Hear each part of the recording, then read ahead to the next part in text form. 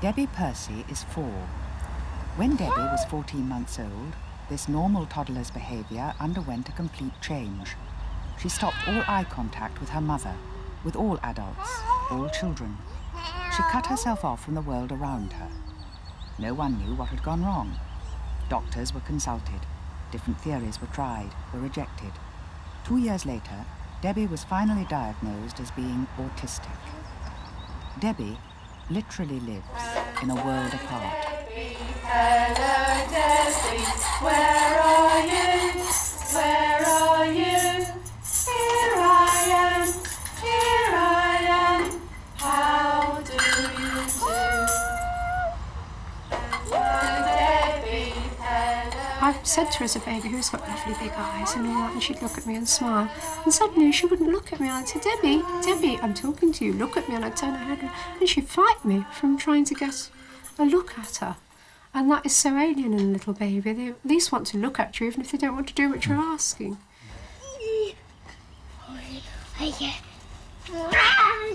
One of the many specialists consulted by the family finally suggested that Debbie was deaf and needed surgery. Liz and Bert Percy were unconvinced, but were desperate for a solution. Bert said, well, let her have the operation, and then we'll know if she can hear.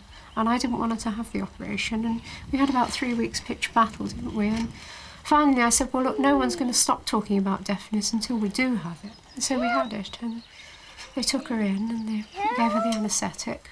And about 10 minutes later, the nurse came out, and she said, your daughter can hear perfectly. I said, yes, thank you, let's take her home now. But at the same time, that in itself was depressing, because that confirms the other fear even more, because you know, right, she definitely can hear. So it's got to be something else. And by then, the other doctor, the nice doctor, had agreed that it could be autism, so we're pretty much along that road.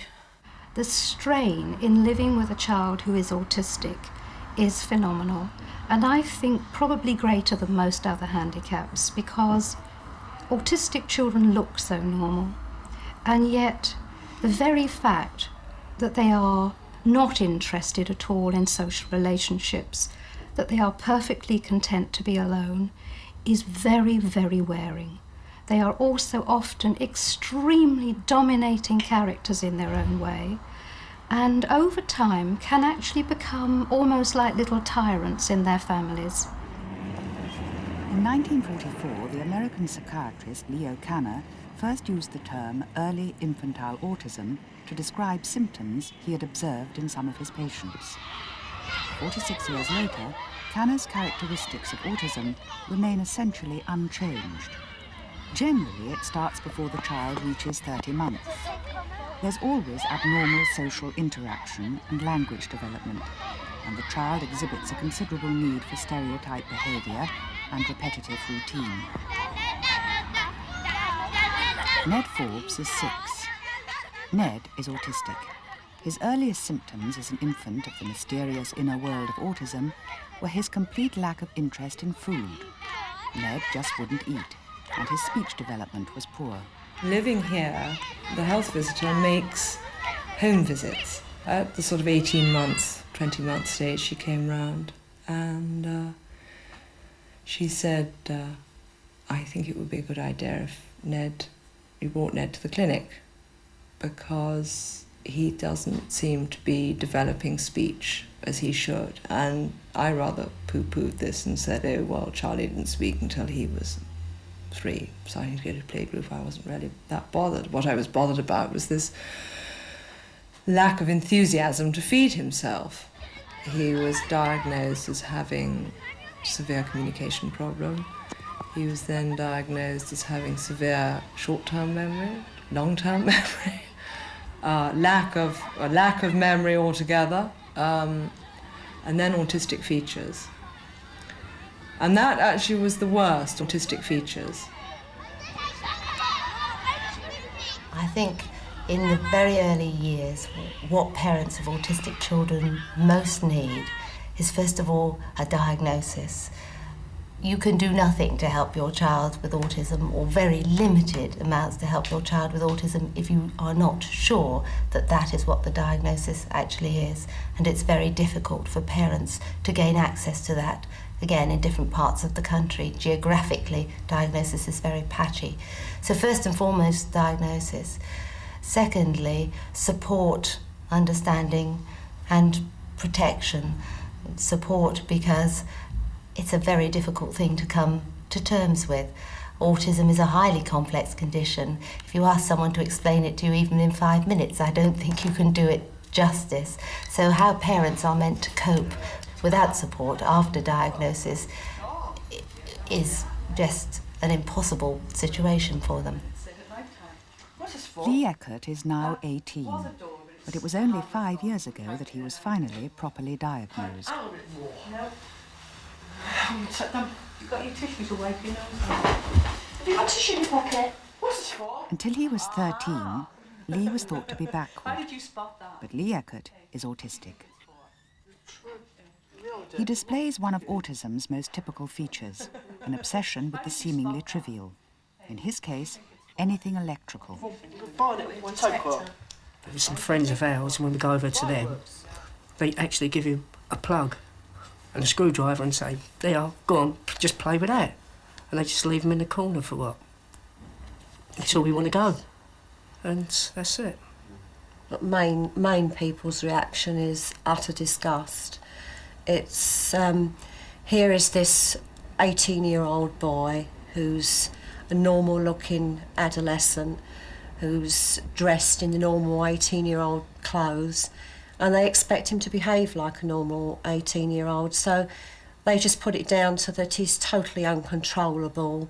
They don't take the time to think, well, he's not speaking quite right, he's not acting like an 18-year-old. They just take it on face value. Mostly, though, there are other sides to it, is that when most people find out that he is autistic, once they're explained what that means, because they don't seem to understand what the word means, they come round, and I usually find people are very helpful and very generous with their feelings. Some experts say that brain damage is the cause of the disordered behaviour of the autistic, that in some way the chemicals that make the brain work aren't functioning properly, causing a blockage in the normal transmission of information through the brain. Others, noting that 4 out of 5 autistic people are male, and also that the male fetus develops later than the female and is thus more prone to brain damage, again suggest that this is the root cause of this difficult condition.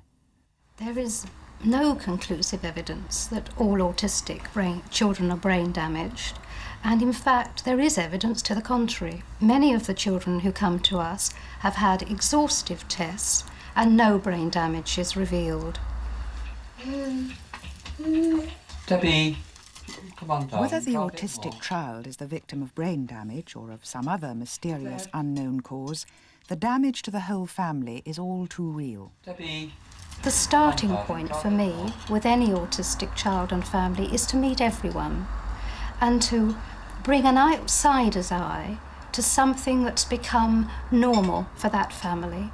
A normal way of carrying on, which might mean very little sleep for the parents, constantly interrupted meal times, no holidays, frightened to go out anywhere, shopping trips an ordeal.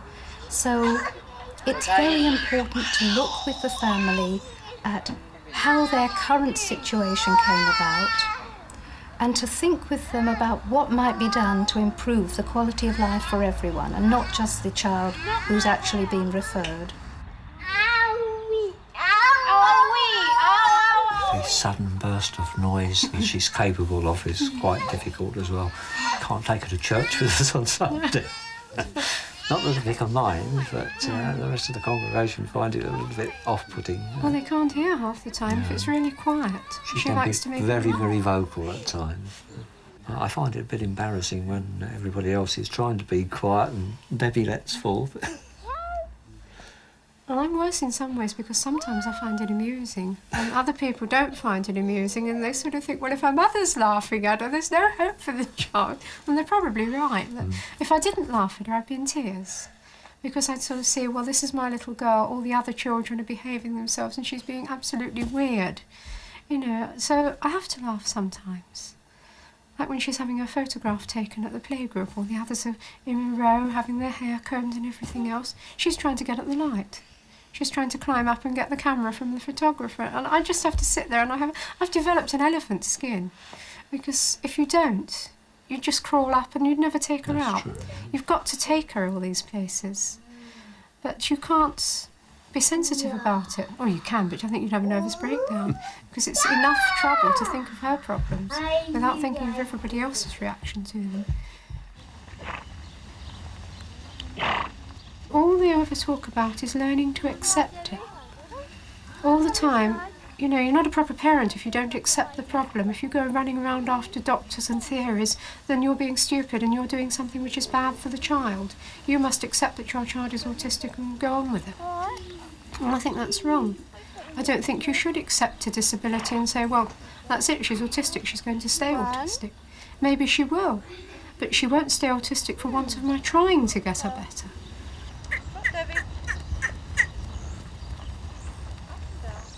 If she doesn't improve, by the time she's 20 or so, it's going to be a real problem for her. She's not going to be able to mix very well in the community. She certainly won't be any good with boyfriends.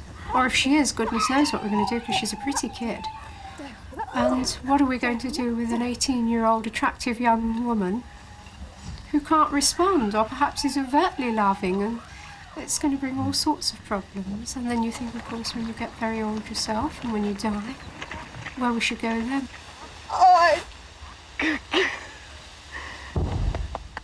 It's almost impossible for the normal person to conceive of the strange world inhabited by the autistic child.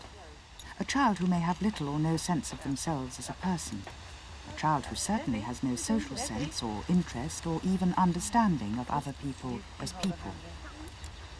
For the parents of an autistic child, there's a bewildering array of alternative approaches and therapies that may just work. But the Percys live at least 40 miles away from the nearest formal autistic unit. Effectively, they're on their own. Debbie does attend a local playgroup amongst normal children, but for much of the time she remains aloof, locked in her own world, unable or unwilling to make contact with the other children. At times she becomes disturbed and afraid. Doesn't she look pretty in that photograph?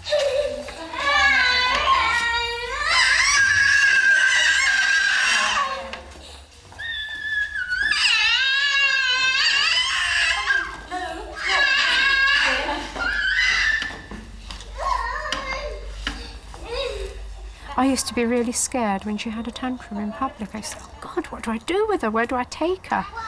But now I just pick her up and I hold her until the tantrum calms down. Not necessarily all the way through it, but at least till it calms down.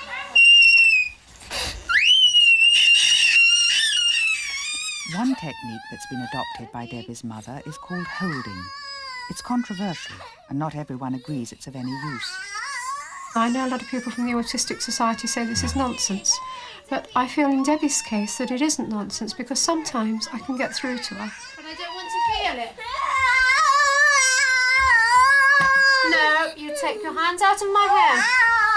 I want to hear it. I want to hear it, Debbie. Sorry, I want to hear all of it. I know you're angry and I know you're frightened. No, that's not the way. Another way of looking at autistic children's behaviour is to say that they are extremely, as I said, fearful children, but they're extremely insecure children. And they react to that insecurity by avoiding contact, as many children who are not autistic do. And they become prematurely independent. They become far too independent, far too young. Now, as soon as one says that, there are certain people who will immediately say, aha, he's going back to the bad old days of blaming mothers and talking about cold refrigerator parents and so on. Not true. To make that sort of assertion that these children are fearful children, are very easily frustrated children, is to say nothing about the causation of it. It's simply to say what they are like now. We know that the causation of autism is probably different in different children, and it takes all sorts of factors to produce autism when they add together. What is happening in these children is that very often, when they are upset, when they're distressed, they do not go to their parents for comfort. They go away. You can hold me too. The principle behind holding therapy is a simple one, that the disturbed child will be reassured and comforted by the patient parent's continued insistence on close physical contact throughout the holding session. I love you, Debbie.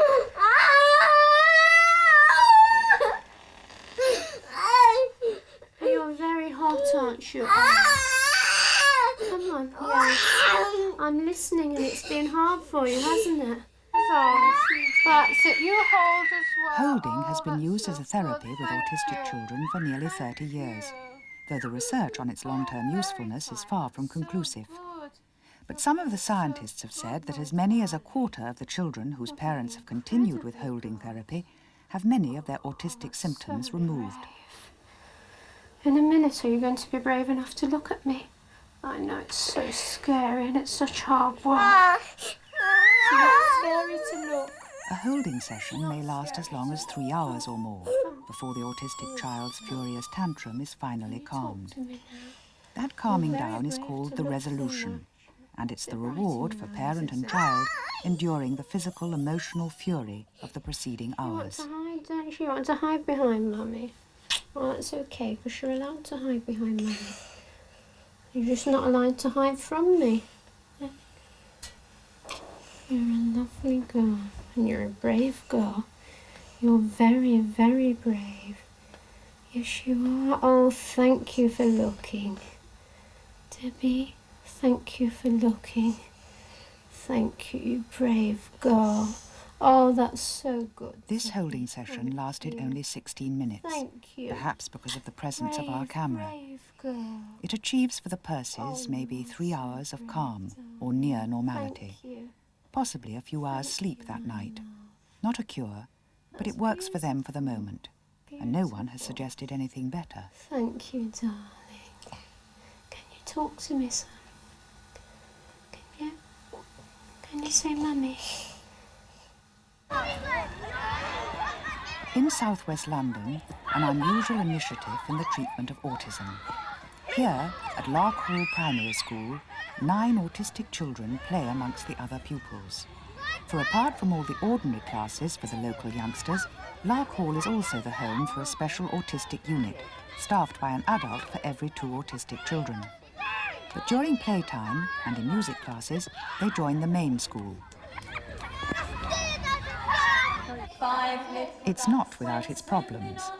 But the idea here is that little by little, the autistic children will gain confidence and security alongside of their mainstream peers, and will gradually learn some way of bringing their own unique, fragmented inner universe in line with the world outside. But it takes a dedicated and experienced staff.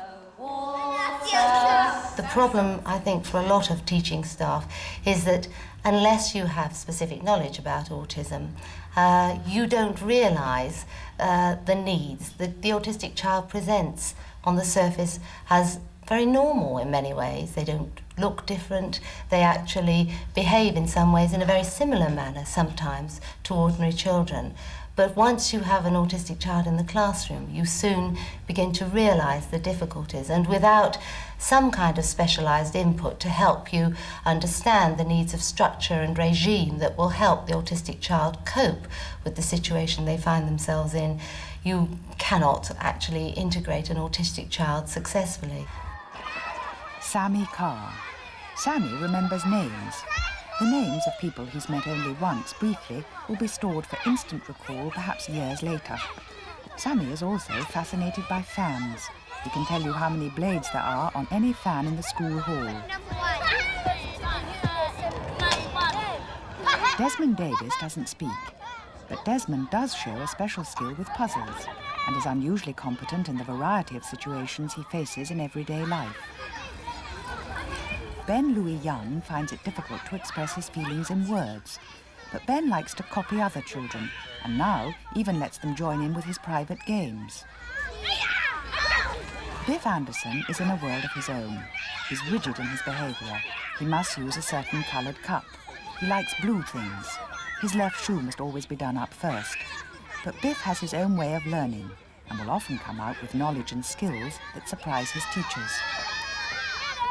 Inside the school, another unusual feature.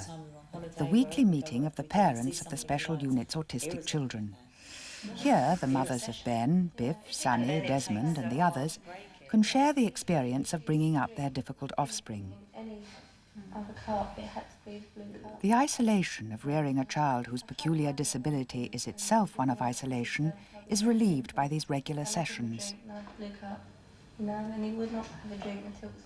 I felt there was something not quite right. Not so much with him, but I just felt the situation wasn't quite right. And everyone kept saying, oh, you know, he's fine, because his physical development was so good and so steady, and everyone kept saying, no, he's fine, no, he's fine, you know. It wasn't until I was at crack-up point that anybody took any notice. Children like to, put Slopping things in around, their yeah. mouths, and he didn't want to do that at all. And they kept on and on and on about the speech. Oh no, I'm not worried about that. Get him to eat. He didn't feed himself. And I explained to her that he's autistic. It's like, it didn't sink into her head, and we just started arguing in the middle of the road. I didn't think that there was anything wrong. I just thought, you know, first child, you think you know everything. You know? Even if you don't know everything about it, you know everything about him. But I know now. You're an expert in Biff. I know now that at the time I knew absolutely nothing. Rosie Forbes' son Ned is hyperactive and has little or no memory. No one knows if yesterday even exists for Ned. He will also endlessly repeat words and phrases picked up from those around him.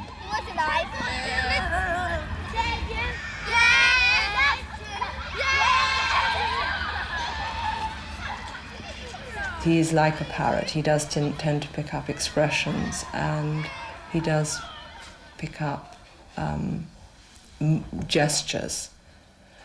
And being with a whole crowd of normal, everyday, mainstream children, I think has done him an enormous amount of good, and I also think it does them good as well to be with special needs children. You want to wear the shirt? Ned's 2 years in the special autistic unit have produced a child who can now begin to relate to other children, as well as to the adults around him. But it was not always like this. I'm tired. No, you're not tired. You've just got up. No, I mean when I come back. When you come back from? Anywhere. Anywhere. Aren't we going anywhere? We're going to go out later. There. Oh, do you like Boo. me? I had him booked into Montessori nursery school, and I took him along for a sort of, not an assessment, but a sort of getting to know the other children and the other mothers. And he showed a completely different side of his character I'd never seen before. He went round the room tipping things out of baskets and knocking things over and knocking other children out of the way. And it was just like a totally different child. It was a Jekyll and Hyde thing. I should have just scooped him up and taken him away, but I kept saying to myself, maybe he'll calm down another half hour, give him another half hour, give him another 15 minutes. And that evening, the head of the Montessori school rang me, and I told her about this assessment, and she had said, oh, you know, bring him along, I'm sure there's nothing wrong with him. And she said, I really think you ought to take him off. Is it? Right. You've got the toe caught up. Here. Where? This way. That way. The stress on the families of autistic children is extraordinary, to the point of marriage breakdown in some cases. You take one. You put them in. Put them in. You put it One. in. Yes. The autistic child places constant demands on his parents. The need for reassurance and routine is without end. Doesn't matter, we'll speed it up. Trying to tell him in advance where he's going and repeating it a long time and sort of preparing him so he's got the cycle inside him. And so things unfold as he has been sort of had drummed into him. The problem is when we try and do that and we get it wrong, it can be equally disturbing for him as to not knowing where he's going. Show them what we do. What do we do? It's just the endless questioning of what are we doing next? What are we doing now? When are we going to the park? Are we going to the park? Are we going to the zoo? Who are we going to see? Who's coming?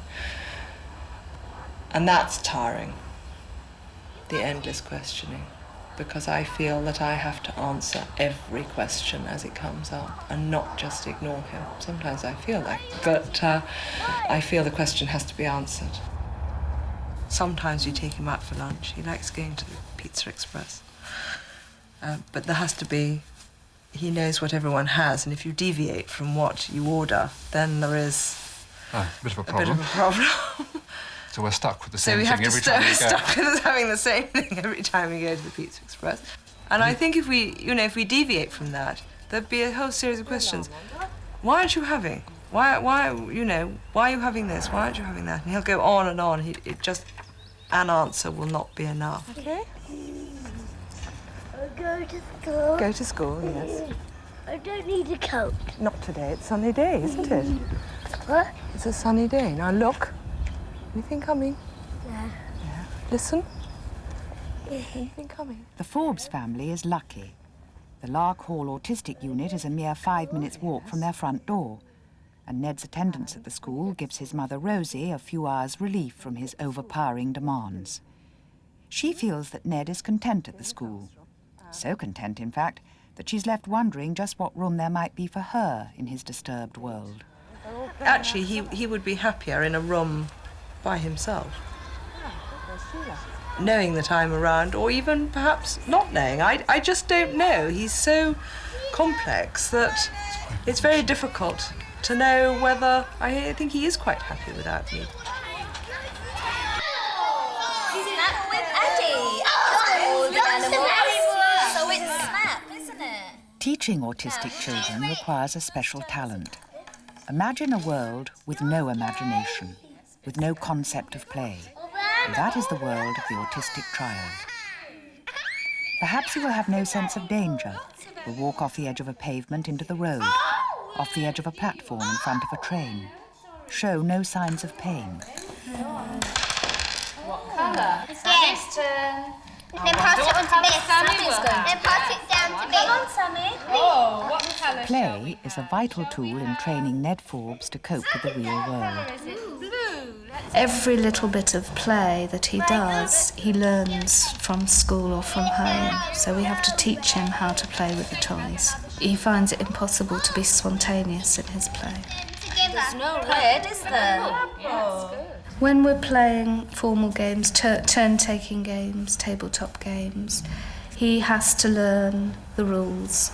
And he has to learn what you say and how you pass things around. And we've done a lot of that. And he's actually quite good at that now. And he really enjoys doing it. And that's the sort of thing where it's very useful to have children from the junior school working with us, because Ned can, to a certain extent, model himself on their behaviour. I'll tell you how to play with you, Matisse and Wally. Aren't I? Can't I play with you? As in everything, when Ned begins to do something, it's very, very hard for him and he gets very distressed by it. But as he gets familiar with it, then he gets confident and he knows what to do. Oh, it's for you, Ned. Who is it? It's your mum. Hello, Mummy. Are you pretending? Do you watch television? Yes. Wally? Yes. Play, Wally. Do you want to go and see the birds? We're pretending. Yes. Play. Do you want to go and see the birds? Not out in there. No. Over there. Are you pretending? Yes. Go on then. Go see the bird. Wally? Yes? But you are Matisse. Yes, I'm Matisse. And this is Wally. That's Wally. You're Wally. Yes. You're Wally. Yes. Play, Wally. Yes. Play in the home corner. Yes. You're going into your class later. Yes. Birthday. Is it? The thing that's really peculiar to the autistic child is the total lack of interest in communication. Autistic children are loners. They're often perfectly happy with their own company for hours on end. They don't play imaginatively. They don't have empathy. They don't have any sense of other people's feelings or care, and therefore can't care about them.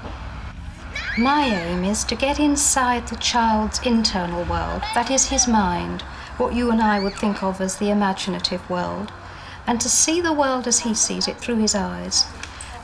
If I can get inside the child's mind, if I can begin to understand why he sees the world as he sees it, then I can talk to him about how he's seeing the world. And I can put into very simple words concepts that you and I take for granted, and so does the ordinary child in the process of growing up. I want to see if I can generate playfulness, because these children don't play. They may carry around toys, but they use them in an obsessive way. They don't use the toy as it is meant for, and they don't play in the ordinary sense of the word. So I'm trying to see, can I get play going? Can I find even a tiny part of the child that could be friendly to me, to ideas and to words? Because autistic children aren't friendly to words. They don't like language.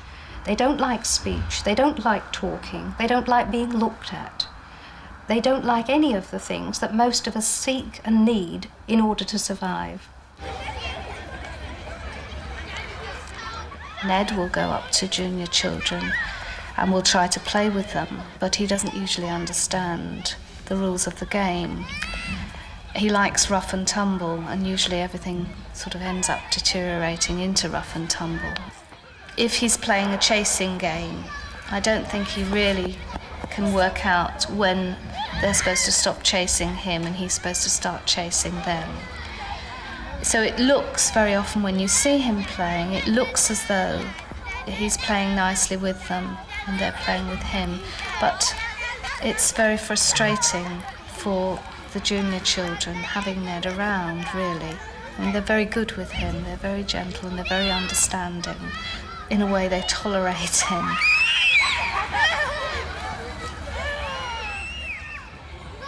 Yesterday, when he was out in the playground, the children were playing leapfrog and he went up to them and just disrupted their game completely. He's trying to be friendly, but he doesn't really know how to play.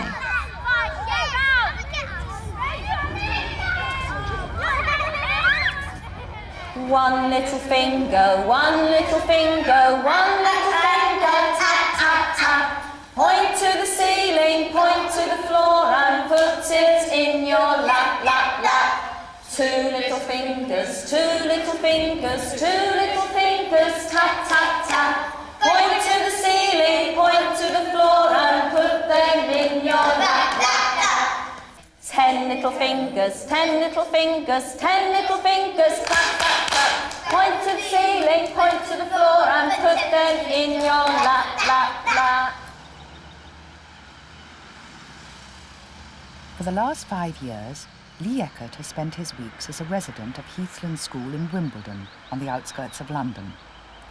Here, under supervision, Lee is gradually being prepared for his life as an autistic adult.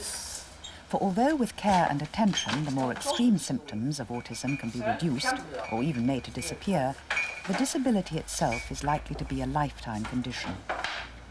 Lee, with his obsession for electricity and keys, must be helped to deal with whatever life presents him in the years to come. I went to visit Lee in his day school before admission. We'd received the papers and we had a picture of a very hyperactive child with the obsession about lights and the obsession about keys.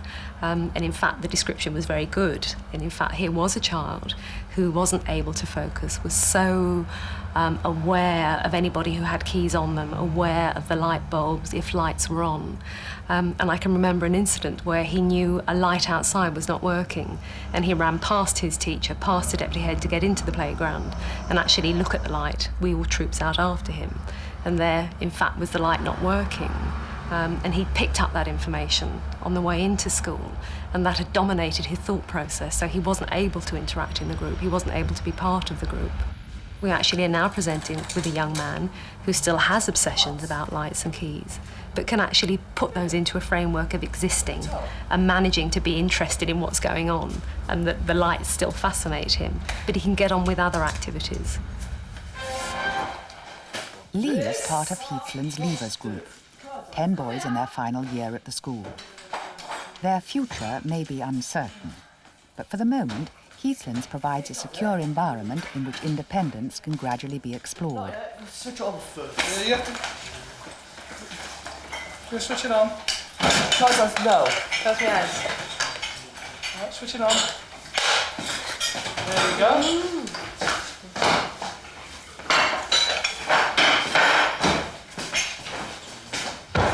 Appearance belies reality. The presence of our film crew seems to provide Lee with a treat, an opportunity to explore his own special obsession. In fact, his hyperactivity is certainly an expression of his very high anxiety level. At Heathlands, these boys will hopefully have been provided with some basic social skills. Skills that are normally taken for granted and learnt automatically, but which are completely alien to those who are autistic. How far to stand from people when talking to them. An awareness that conversations are a dialogue. The subtleties of human communication.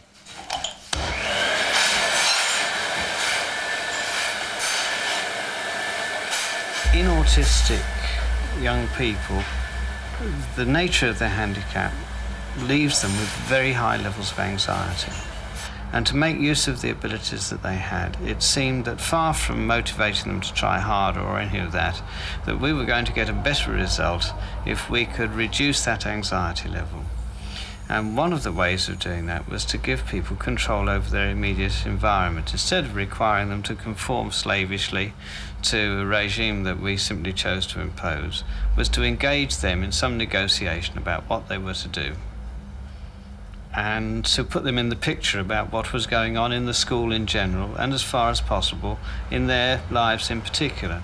By being told that they're part of the special and separate Leavers group, the boys are being subtly introduced to the next step in their awkward lives, the world beyond the secure environment of their special school. The school's organised chronologically. As they progress through, there is an anticipation about something different in the Leavers group that leads on to going away and going out into the community. And we've actually found young people responding to that they're actually anticipating a change, and it brings about a change because they're expecting something to happen. That's sunless. It's not spotlight. Spotlight. Yeah, spotlight. Spotlight. That's right. What wobbles and flies? What wobbles and flies? A jellycopter. Jellycopter. Yeah, it's a jellycopter. I mean, we've had extremely verbal autistic teenagers here who couldn't walk with a parent without continually being cued, either held back or moved forward. So just getting two of our group to move together is a major social achievement, because it's a very sophisticated piece of interaction to walk with someone. It takes two people to walk together. So, as you'll know if you've ever tried to walk with someone with severe autism. So we had a group out over the common who were working as three pairs, but they appeared to be a group, and they were also taking decisions about which way the group was to go. And one of them was extremely phobic about dogs, and the hound of the Baskervilles appeared at Jack Russell at 800 yards or whatever it was. And Tony, the boy in question, who was hanging back, looked round wildly at me and Rose, the classroom assistant. And we're about 60 yards from the group, and Tony's about 15 yards from the group. And in his panic, I was sure he was going to come to us, but he went to the group for security. And that was the moment when we knew we'd got some real group cohesion, and that we were past words and we were into deeds. And this is a pupil who, to get away from a dog, would strangle a member of staff. I mean, the anxiety was so strong that he would grip and not let go. We've had actually incidences of childcare members of staff and teachers having quite severe strangulation marks. I mean, this was a major... And we've also had incidences where he'd climb up people, I mean, to get away, because the fear of the dog was so strong. So, I mean, that... But contrast that with my first meeting with this particular collection of folk. I took them out to the minibus, opened the bus door, and by the time I turned around and looked at them, everybody had retreated into a small corner, yes? And his obsessional mannerism. Life isn't like that now. As part of his programme of integration into the local community, one day a week, Lee goes to help at a nearby nursery school.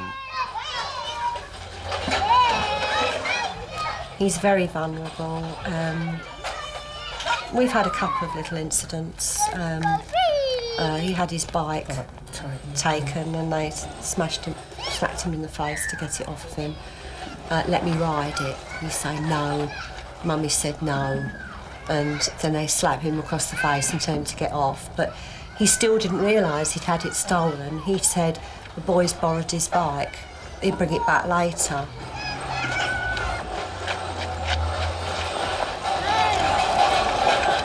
Then he had a little plastic watch with the great big digital letters. Looked like a great big ugly thing it was. It was only £1.50. And 3 or 4 boys around the corner had found it great pleasure to twist his arms back and make him scream to get the watch. I don't think that it was because they wanted the watch. It was because he was a sitting target and it obviously made them feel good.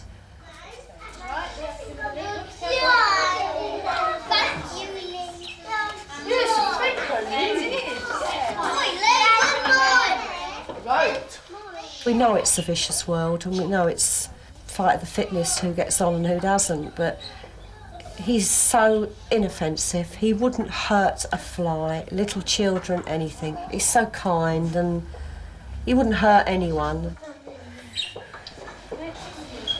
Right, warm. Listen, you haven't finished your job yet. You haven't finished your job yet. We've got to collect the cups. Oh, warm. Listen. So hot. Collect the empty. Make sure they finish first, then.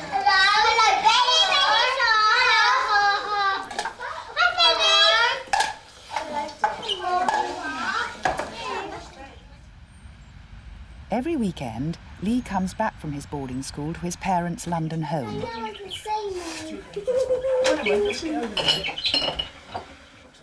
And Lee, I don't think, has got any idea that there's anything wrong with him. He thinks he's a perfectly normal human being. He's very, very aware of handicap. Thinks it's really sad if he sees anyone who's in a wheelchair or... He goes, oh, isn't it a shame, Mummy, he's handicapped, at the top of his voice. He's been to see the Rain Man and associates it with many of the people in his class, but not at all with him. He's not a bit artistic, is his words. Not autistic, he's artistic. And he makes tea, toast, wash wiper, hoovers. Oh, he's a brilliant hoover. I love it when he's home. Makes his bed.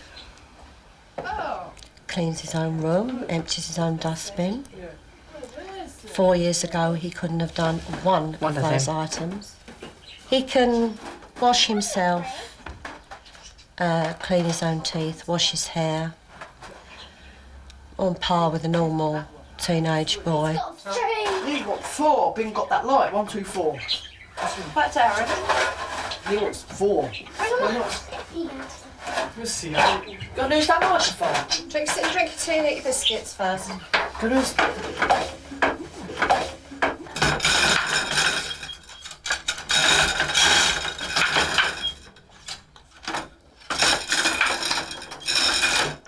Lee's brother Darren, like the siblings of many other autistic children, is himself perfectly healthy. Often, though, the existence of an autistic brother or sister in the family places great strain on the other children. There's pressure to be almost too good, to compensate in some way for the difficulties created by their disabled relative. If I'd have had Darren first and Lee second, I would have definitely have noticed it a lot earlier because I knew everything was all right with Darren by the time he was 6 months old. just because he was doing things already that I had never noticed Lee doing. Baby noises, far more demanding. 4 empty muffin now. Good. Where's that little clay one? In the loft still. I don't know what one you're on about. That white one, did it work? You come to a talk, Mina? What? Off that white bulb. Go with Darren. Darren's waiting for you, look. Oh, I'll practice the game. Give me that bulb, though. Yeah, later. If you go upstairs now, I will give you that one later. That's called corruption and bribery. Dad, Mum can't work trick. Daddy will. Come on. Later on, he can't at the I'll go have a moment. minute. You going? Come now. In a minute. Come now, please. Yeah, pull up. Come on. Let go. Yeah, come on. Me pull now. Come on. Give me the bulb. I got 4 lumps. Give me that. That's one of the embarrassing situations we were talking about. Oh dear. Something that's common to all autistic children is obsessional behaviour. They repeat the same activity over and over and over again, or sometimes they'll say the same word or phrase over and over again. They'll become very distressed and angry if anyone tries to distract them or to take an object away from them that they're using in a particular kind of way. Now, the obsessional behaviour I understand as part of the way in which the autistic child keeps a world which he perceives when it impinges on him as being dangerous. That the autism is a way of keeping himself calm, if you like. It's utterly predictable, it's utterly particular to the child, and it makes a sort of barrier around the child. Nothing else can get in. Listen. What's he now? No. Do it again more. Filming! Because Lee is nearing the end of his schooling, the Eckert family must start to plan for what will happen to him next. They're going to visit Raby Hall in the Wirral, a sheltered community for 38 autistic adults. See that microphone's warm. It's cold. Microphone. It's funny because I was a bit apprehensive on the way up here. As you said, it was an adult community, but I don't think that really had gone into my head that we were talking to adults. And I thought, this isn't the place for my Lee, these are all men.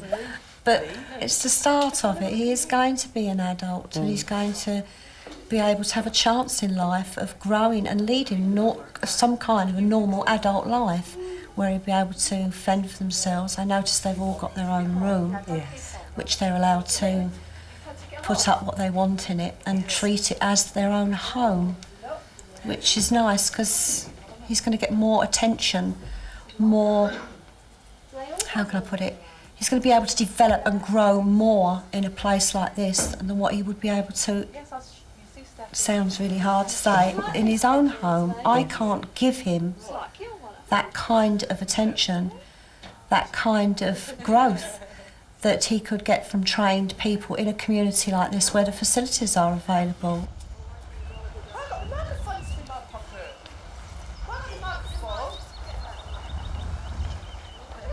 I bet you've got lots of those at home. Well, listen, we're looking to buy it today. You can't buy it today. We very much concentrate on the quality of their life. It's natural for him at his age to want to be with a peer group of his age. He's a young man. He needs the company of other young men who are having discos and going out to the pub for a drink, doing all those things that any normal man of his age would do. It's very difficult for you to think of the man and not the child. And it's a trap we all fall into. You know, sometimes we'll call them the boys, you know, and we're talking about 37-year-olds. It is hard in your own mind to make that step forward. But they seem to belong here and belong with each other. They bring out the best in each other sometimes.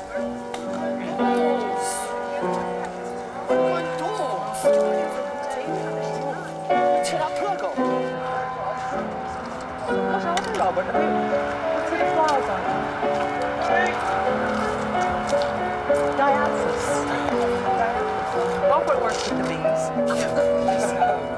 What are they, Lee? Lee?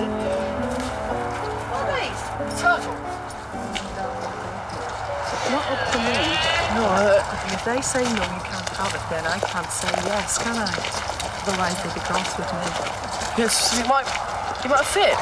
Look, have a glove. She's just trying See to what get you can round. get out of people. That's right. Hey, I got fed up. He's obviously been told he can't have it because he's let go now.